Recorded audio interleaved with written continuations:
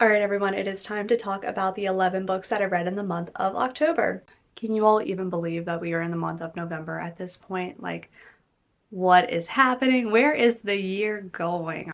One, this is my favorite time of year generally. I love Q4, all of the holidays and the family time. I am a big gift giving person and also receiving. It's my love language, and I really look forward to Christmas every year because I get to give my friends and my family all of these gifts that I spend a lot of time thinking about.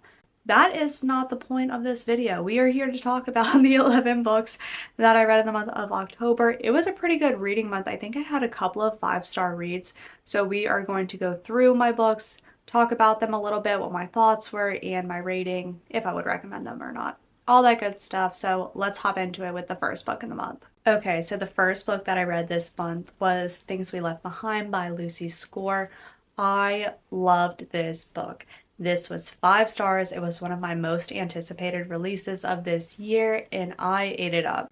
This is the third book in the Knock 'Em Out series, and it follows Lucian and Salome, who we get cameos of in the other 2 books, and they are just these enemies. We have no idea why they hate each other, but there's also some tension there.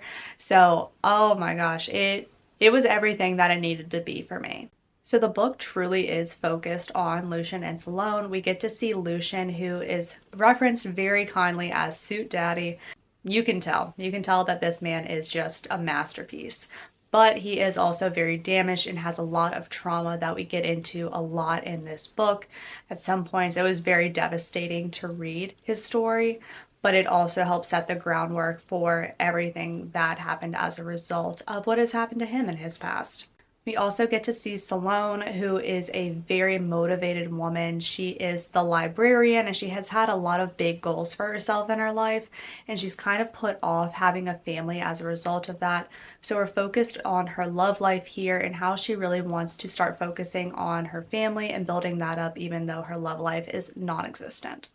So we get to see them in their childhood and how they became friends and what ultimately happened that resulted in them being enemies.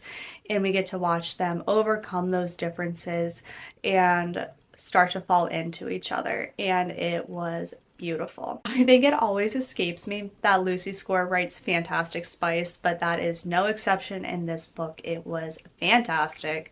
Also, I love the found family aspect in this book as well. Seeing Naomi and Lena and Knox and Nash, this is just such a great group of people in this little town, and it is fantastic. There is a subplot that makes this a suspense romance, and this is my biggest qualm with the book, is that it was resolved so quickly.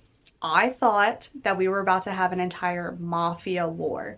In my head, this has been built up over the course of the other 2 books, which are basically as big as this one. And so I was really expecting this finale to be just a big blowout kind of thing that happened, and I would say that we did not get that. It was pretty straightforward. So that was the only thing where I hesitated. It's like, seriously?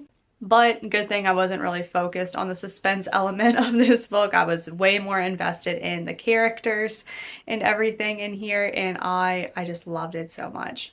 We watch Lucian go from I am a danger to Salome, so I'm going to keep her at a distance, but when something happens, he does a complete 180. And after that happens, oh my gosh, it was just so fantastic. I was kicking my feet, giggling. I love this man.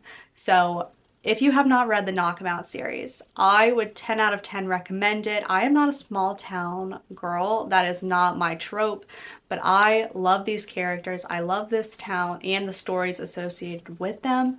So I would definitely recommend checking them out if you haven't already. They are also Kindle Unlimited. And wow, I just talked a lot about this first book. There are 11, so let's move on. The next book that I picked up this month was A Dowry of Blood by S.T. Gibson, and I also gave this one 5 stars. This book follows a woman as she is transformed into a vampire and is stuck with this man for basically eternity.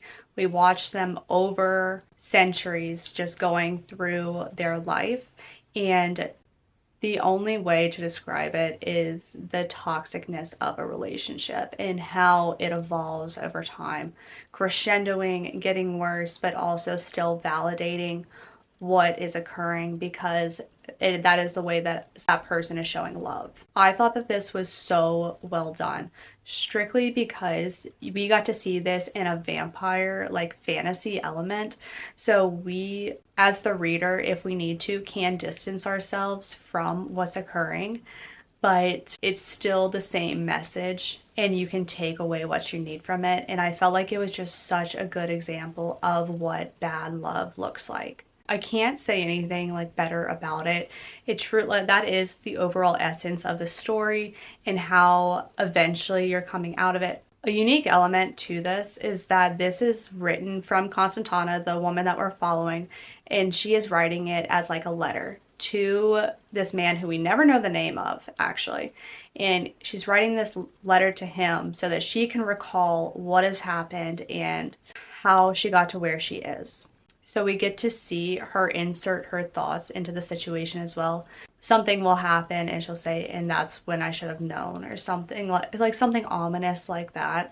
And I really enjoyed watching her be able to recount the story and be able to tell it from a different perspective than the one she was experiencing at the moment. I feel like it made it more impactful for us as the reader. I heavily recommend checking out the trigger warnings, which are in the front of this book actually, because it is very triggering, but I feel like it was just such a compelling and touching read. It would be hard for me not to recommend it. So if you're good with the trigger warnings, I would definitely pick this up. Fantastic. I cannot wait to read more by this author. The next book that I finished was Wayward by Amelia Hart. I listened to this as an audiobook and I actually gave this 2 stars. This was a book about 3 generations of witches, and they are the Waywards and the absolutely horrible men in their lives. There is a lot of trigger warnings in this one as well, and it was I think just a tough read because while these women were extremely resilient, the situations they were in were just so horrible. They were just very hard to read, and they were suffering for a good chunk of this book. I mean, at least 80%. They were not thriving, they were simply surviving, and that is honorable within itself, but it does make it hard as the reader to enjoy the experience of reading this. It is just a heavy read. And also, I think it's important to note that this is marketed as like a witchy read, and we truly don't get a lot of the witchiness until the very end. What I really like about it is that they are elemental witches, so they really enjoy nature and insects and their connection to the world. But again, we really don't get to see a lot of any type of witchcraft until the end of the novel, and I was really hoping to get more from a witchy read out of it. And even though we do get a very satisfying ending, it is not enough to counteract everything else that happens in this book. It does not change the overall tone of this book for me, nor really my rating on it. So I gave it 2 stars. The Goodreads reviews, it's at a 4, I believe. So I would check it out for yourself if that sounds interesting to you, but to me, it just didn't work. Next, I read Assistant to the Villain by Hannah Nicole Mayer, and I gave this 4 stars. This was such a fun read. So we are following our main character, Evie, who is looking for a job, and she stumbles across the villain. She doesn't know it's the villain, but then she finds out, and she impresses him to the point where he's like, you are good, I want to hire you. And she is kind of put off because in the city that she's living in, everybody hates the villain, is like, he's the worst, but that is pretty much propaganda from their king, who everybody believes is so amazing, and the king is saying that the villain is undermining his rule, which in fact the villain is doing, but for very important purposes, which Evie finds out. So this is just such a fun read because we got to watch Evie as she is the villain's assistant to the villain. Yes, she is. So she is working for him, trying to help him out with his operations. She finds out that he is more of a vigilante, so any type of murdering he's doing is strictly because these are bad people. So that helps her justify it a lot. But it is interesting because it is quite murderous. But I think that the writer does this very well because she writes Evie's character in a way that makes it more okay. So Evie walking into work one day, she sees three severed heads hanging. It's like, ugh, I knew it was going to be a bad day when there were three severed heads sitting there. Ugh, again, I stepped on an eyeball the other day. And it is just so funny. Evie's humor is very dry, but she is also this ball of sunshine who everybody just loves being around. She quickly embeds herself into this organization, and it is so lovely. She is finding her spot here, her found family within this operation. I love it. She is so sweet, and the villain cannot seem to resist her either. He definitely finds a soft spot for her, and it's just adorable. The twist to this book was truly shocking. I did not see it coming, and I loved it actually. It was so well done. But then the end of this novel had such a cliffhanger. It was such a cliffhanger. I did not even see it coming, and I was so sad because I thought that everything was going to wrap up really nicely, but in fact it does not. And we do not get the next book until I think very late in 2024. So I'm very much looking forward to this next novel and how everything progresses with this plot. So yeah, very good. I think that at some points it was a little long-winded. I think it could have been like 20 to 30 pages shorter, but that's my only critique on it. I think that I'm really going to enjoy this series. Okay, and then the next book that I read was The Modern Girl's Guide to Magic by Lindsay Hall, and I ended up giving this book 3 stars. This was a Kindle Unlimited read, and it follows a witch who has some temperamental magic. She can't really control it, but her grandmother brings her back home after she's been self-exiled to compete in this competition for this very famous garden that holds a lot of the flowers and the herbs that are essential to her grandmother's business. Our main female character is very hesitant about this because she understands that she'll have to go up against a lot of other witches who have greater control of their power and are more powerful. And she has to go up against the main male character who she really despises. This is a dual POV book, so we get to see from our main male character's perspective as well. And he wants nothing more than to please this woman. He wants to change her opinion of him and is really just pining after her this whole book, and it is so sweet. It truly is. It is a very low stakes fantasy read because truly they are just competing for a garden, and that is fun as well. And we also get more elemental magic in here and how our main female character is connecting to the world and just different ways that that impacts her magic. There are 3 trials to compete for this garden, and I really don't have much more to say about it than that. It was a very good read. I thought it was very calming. The low stakesness, is that a word? But it was just, it was a fun read. It was a good read, but I probably will not think about it very much. Nothing too memorable. If I think about it, I believe that this is a series because it is a small town and it is called Charming Cove, and that is adorable. And there is a second one in that interconnected standalone series, so if I think about it, I might go back to that, but otherwise it was just a nice read that I would definitely recommend checking out, but just nothing too insane for me. Next, I read The Younger Wife by Sally Hepworth. I listened to it as an audiobook and I gave this 4 stars. I think this would be classified as like a suburban suspense novel. The story follows this family. It has the dad whose wife has had dementia and has been recently checked in to a care facility, and then the 2 daughters of that family as well. And then also Heather, who was the interior designer for the man and his wife, but then quickly progressed the relationship with the man, even though she is the age of his daughters. So we get to see a lot of that relationship and how it's progressing very quickly, and Heather just feels so lucky to be in it, but then some questionable things start happening. She is not understanding it, and when she talks to her fiance about it, he is just gaslighting the absolute mess out of her. She doesn't know it though, because she's like, he's such a reasonable man, and she has lower self-confidence. So we just get to see this progress. It is very intense. It makes you want to scream, and I just love when books can evoke that kind of emotion out of me, and how everybody can validate what's going on, because they're like, surely he isn't like that. Surely this is not what's going on.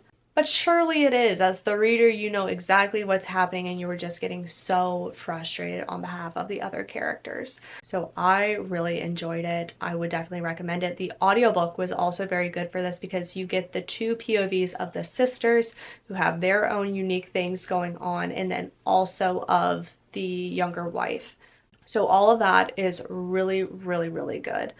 I would check the trigger warnings, because it is a tougher read. Definitely a lot of gaslighting, a lot of sensitive topics in here.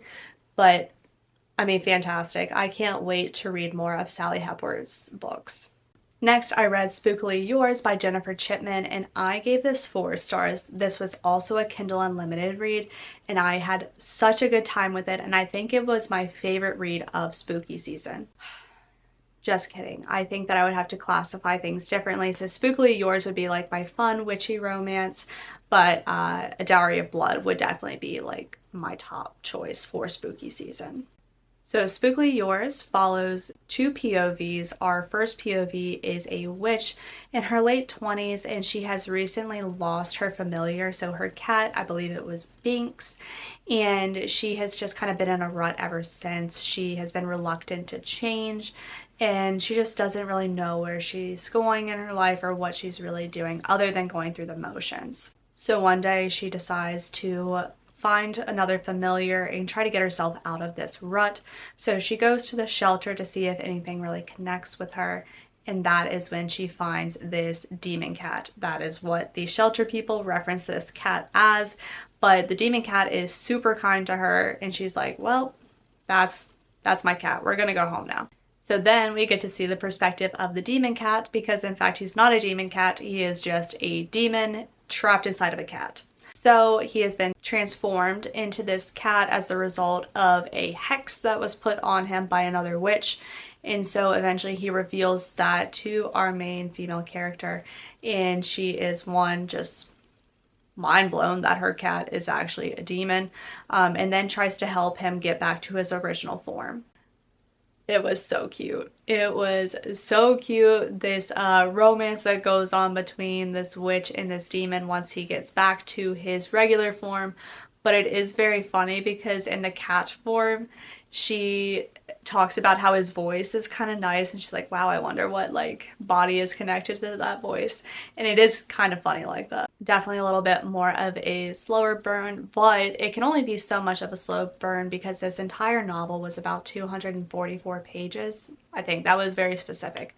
It's around that ballpark area, and it was so good. I feel like they packed so much story into it. We got the romance, we got the conflict, which was genuinely very intense, and the resolution of that was very interesting, and I'm really looking forward to the next book in this. It's going to be an interconnected standalone series, and I can't wait to get into that one. Very fun, very fluffy, but also the plot was just rolling through. There were like intense moments, but other than that, I mean, the vibes were just immaculate. She works in a bakery. She's a witch. I mean, it was just perfect for the season. So I had such a good time with it and would definitely recommend checking it out.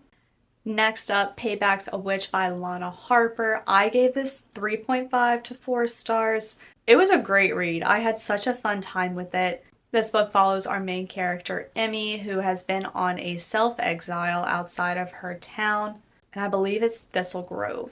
So she goes out of this town, she goes out to make a name for herself, to prove herself, and she has done a very good job of that, but her father ends up trying to get her to come back home to be a part of this tournament that happens, and they are the arbiters. They are the people who oversee the tournament among the 4 big families. They are the 4th family, and then the other 3 compete.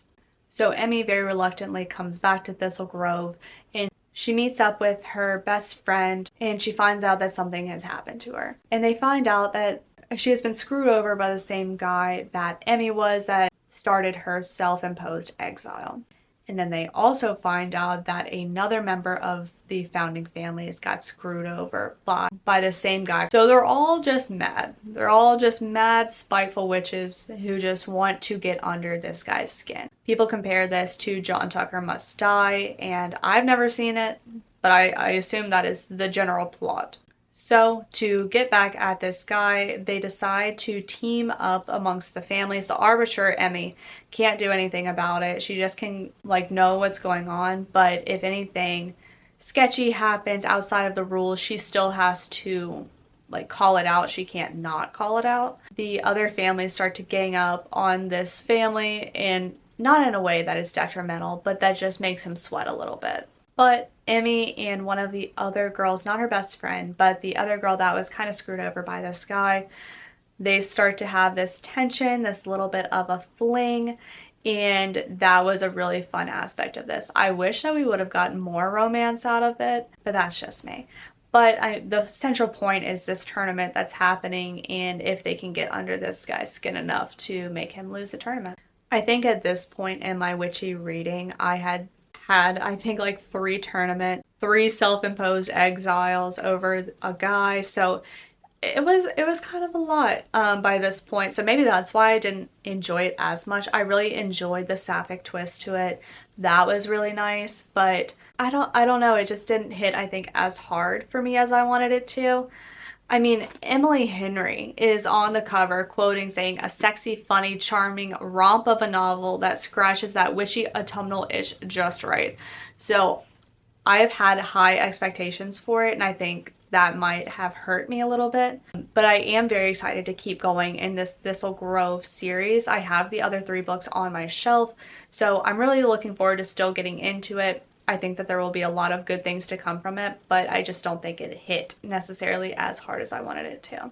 The next book that I finished was The Near Witch by V.E. Schwab, and I gave this 3 stars. I listened to this as an audiobook, and I was really excited to see what was going to happen because I haven't read a V.E. Schwab book yet, and obviously she is very well known, very impressive in what she writes, and this was the book that kind of kicked off that career for her. This was the first one that really like made it.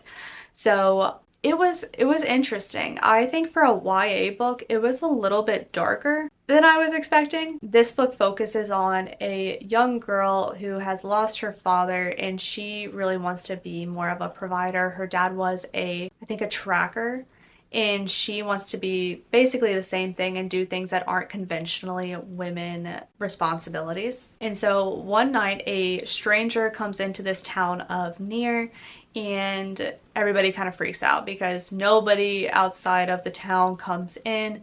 And then once the stranger comes in, the next night children start disappearing from their beds. So everybody, besides our main female character, believes that the stranger is a result of that, and they are trying to track him down, trying to get the children back, and they are focusing in on the stranger. Lexi, however, is not convinced, and she tries to find the stranger before and understand really his story, what's going on, if he is actually taking these children, or if not, how he can help in getting them back. I also thought that this one would have more of a focus on witchiness, but I guess at its core it does, because the Near Witch, we get to figure out the background story of the Near Witch and understand how that is impacting the town at its current day. But ultimately it is about Lexi kind of chasing this clock, trying to find the person who is actually taking these children instead of blaming it on the stranger so that he is not suffer because of the actions that are occurring. So yeah, like I said, kind of darker for a YA novel. I don't think that I would really recommend it. I think that she has other really good books. Not that I know this, but that is what I think. My camera battery just died, but we are back now, so let's wrap up with these 2 last books. First, and I am sure that this has been in everybody's reading wrap up that you have seen recently, but A Curse for True Love by Stephanie Garber. I ended up giving this 4 to 4.5 stars. If you've seen my reading vlog, then you'll know that I actually rated this originally 5 stars. But that's just was my initial gut kick reaction. I was just so excited to have this story and have it do what I needed it to. But upon like thinking about it, there were just a few key aspects of this that I really wanted answered in this book and I just didn't get. And again, this didn't change the overall reading experience for me. It was still a fantastic read. I had such a good time with these characters and being back in this world. If you're unaware, this is the third book in the Once Upon a Broken Heart series. After The Ballad of Never After, the cliffhanger was just so crazy and I expected such amazing things from this book. And don't get me wrong, it did a great job. I had such a good time. I love seeing all the characters and being back in this world, but there were some things that just didn't add up. Some things that just didn't make sense. And I think in the acknowledgement section that Stephanie Garber even admitted that she had a really difficult time writing this. And my only qualm with that is that I know that everybody isn't Sarah J. Maas, but my girl has like planned out so far ahead how things are going to resolve if she puts something in there that is going to need to be resolved. So I feel like for writing the conflict, the resolution should be mapped out. I still really recommend this series. It is extremely whimsical and magical and really unlike anything I've ever read before. I've heard people compare it to like an actual fairy tale, and I completely agree with that. It seems just so different from normal fantasy, but it was just still amazing. I enjoyed all of the descriptions. I enjoyed seeing the characters again, and it really picked up towards the end. Otherwise, we were kind of just, I think we were vibing for the like 50% of the book, but after we got past that, it was just so good. 4.5 stars, a really, really enjoyable read, a great conclusion to this trilogy, just not everything I was hoping it would be. And then my last read of this month was My Roommate is a Vampire by Jenna Levine, and I gave this 3.5 stars. It was almost a 4-star book, but I'll get into that. So this book focuses on our main character, Cassie, who is just kind of a mess, doesn't really have her life together. She's about to get evicted and she needs to find a place to go when she sees this Craigslist ad that has an apartment that is this really nice apartment in this really nice location, and it's $200 a month. Red flags go up. She doesn't understand what the catch is here, but the catch is, and what she finds out, is that this man is a vampire who has been asleep for the past 100 years, so he has no idea what is an appropriate asking price for that room. So since Cassie doesn't know this yet, she does not meet him, but he is very formal in his exchanges over email, and he writes a lot of letters back and forth, and she starts to notice, some things are off. First, he sleeps all day, and then whatever he does at night, but she has no idea what he does at night. Apartment is very dated and seems like there are pieces from across centuries, and it just has no like common concept. And then also there are no pots or pans, so she really doesn't understand, but she is really enjoying his company when they do interact and enjoying writing the letters back and forth to each other. And that's a really fun thing about this book, is that we have text messages, we have letters, like just different multimedia aspects in it, and I had a great time with that. I really enjoyed watching these two figure it out. It's definitely a slow burn, but when we got the spice was spicy. It was fantastic. It was one chapter's worth, but it was a phenomenal chapter. This is where it went from a 4-star to a 3.5 star for me. The conflict resolution was so silly. First, this book was silly. It is just a silly, funny rom-com. It's a great time, but you have to know that it's just silly. But the resolution to the conflict was preposterous. It was so ridiculous that I just couldn't stand behind it. It was just too much for me. Definitely kind of downshifted my rating of it, because otherwise I was just having a good time. But then I saw that and was not any longer having a good time. The reason that the vampire wanted a roommate was so that he could observe what life is like in this modern world.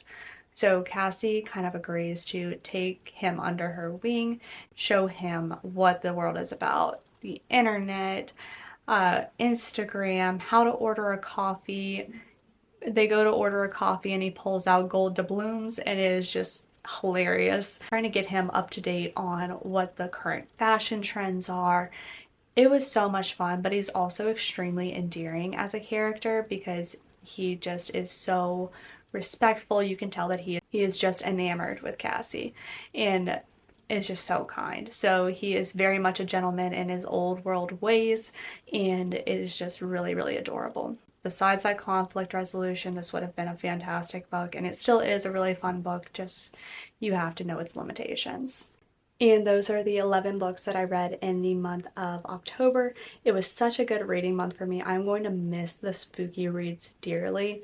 I just wish that I could keep reading them, and I mean, technically I can, but it's a little out of season. But I had such a good time with these. If you've read any of these, let me know in the comments down below which one was your favorite. And if not, let me know what your favorite read of October was. Thanks for watching this video, and I will see you all in the next one. Bye!